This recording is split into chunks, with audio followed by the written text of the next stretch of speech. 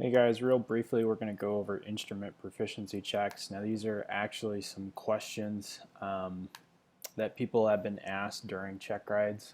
So it's one thing that's in Area of Operation 1 Task Alpha that we're going to go over.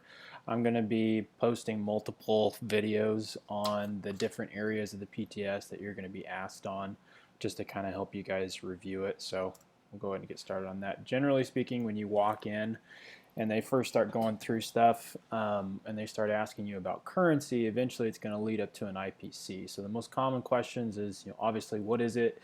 Why do you need one, and when do you need one, and where do I find the requirements to make sure that I've completed one correctly? There's two different places that you need to be aware of. The first one is the additional rating table in the instrument PTS.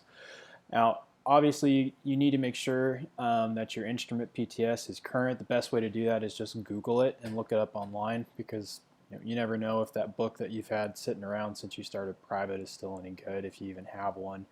The other one is going to be the 2000 whatever FAR AIM, whatever the most current edition is, and part 6157 is going to be your go-to. So what it is, it's similar to a flight review. It's what the FAA requires of pilots to make sure that they're safe and, not just safe, but capable of operating in the IFR system without, getting themselves violated, or, at the worst case scenario, getting themselves killed. As I said, it's similar to a flight review. It has to be conducted by a double I, and they have to be appropriately rated for the aircraft. You can't go out and ask an airplane CFI to give you a IPC in a helicopter. It doesn't work that way. They wouldn't be able to write you the endorsement. So this also isn't Robinson specific. That might be something that the examiner asks you about. Is, with the flight review, it's Robinson specific. You take a flight review in an R22, it doesn't count for the 44, or vice versa. Doesn't work like this in an IPC, simply because Robinson doesn't make any IFR rated aircraft. So there's no instrument requirements that are listed anywhere in Part 61, or to the SFAR of Part 61. So you have to comply with the maneuvers that are outlined in 14 CFR 6157. That's where all of your currency information is at, both for your day, your night with passengers. That's your 3 takeoffs and landings that you should be familiar with. Night vision goggle currency, all that stuff is in 6156. So on the completion of it, just like a flight review, you do have to be endorsed by the double I, and that's just their sign off saying, yes, I deem that you're not a complete idiot and you can handle yourself in the IFR system. So you need one, or why do you need one, and when? So flight in the IFR system, it requires you to be a little bit better of a pilot than the standard VFR pilot. And if the examiner asks you why, that's simply due to the fact that there's such a greater risk of spatial disorientation. He might lead you into another question on spatial D, so we'll briefly cover that on the next slide. But you need one when your 6-month grace period for your IFR currency expires. If you remember, that's your 6-6 hit. So in the previous 6 calendar months, you have to do 6 instrument approaches, holding, intercepting, and tracking. So let's say that I do an IPC today, let's just say August 1st, 2019. I have 6 months of freedom per se, to where I can file IFR flight plans without having to go out and having to do all this currency stuff. Now, once that 6 months elapses, I can no longer file an IFR flight plan, but I'm given us a grace period that's a half a year long for me to go out and do all of this. Once I get all this stuff done, it doesn't even have to be on one flight or even on the same day or the same week, but once I've got this requirement finished up, I can now file IFR flight plans again, and I'm current. If I don't manage to do that within that 6-month grace period, then I have to take an IPC. That's what you need to be able to explain to the examiner. So if he asks you to get into spatial disorientation, or if he asks you to define it, it's simply the inability of the brain to locate its position in space relative to its surroundings. Now, that occurs when your body is deprived of information, or deprived from stimuli from your senses, like your eyes, your ears, something like that. So when you're on an IFR flight and you're flying through the clouds, one of the biggest sources of information that your brain uses for its orientation, your eyes, aren't going to be very useful because you can't see outside the aircraft. You don't know where the horizon is.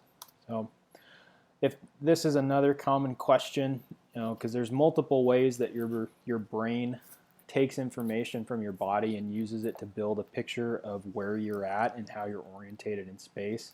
One of those systems that acts as a backup to your eyes is your vestibular system, and this is the primary excuse me, this is the primary system that creates all of those illusions when we're talking about the inversion illusion.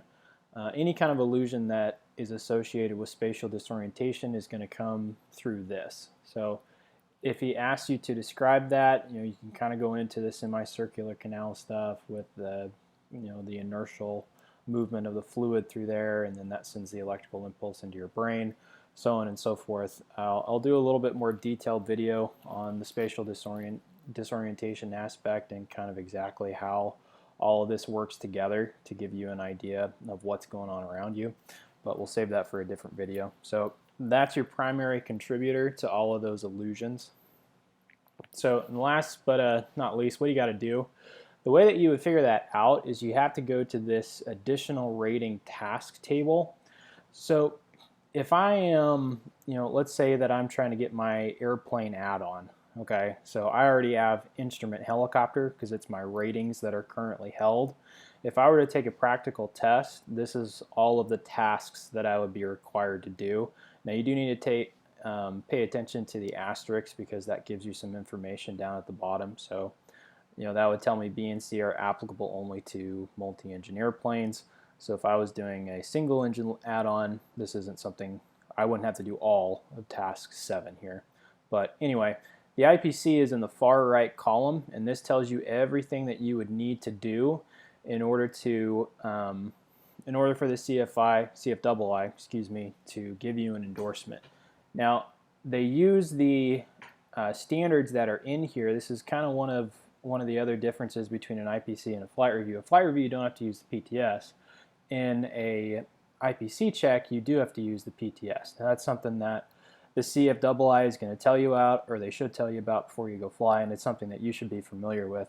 But if you actually read through the PTS and you look at every one of these, this is everything that you would have to do on an instrument proficiency check. That's about 1.5 at most, maybe a 2.0. So it's actually a lot quicker to do an IPC rather than to go out and do 6 instrument approaches, blah, blah, blah, do what you're actually required to for currency. So a lot of people actually elect to do an IPC rather than, go out and fly them on their own. Now, if you do decide to go out and fly those on your own, we're talking about 6.6 hit at this point.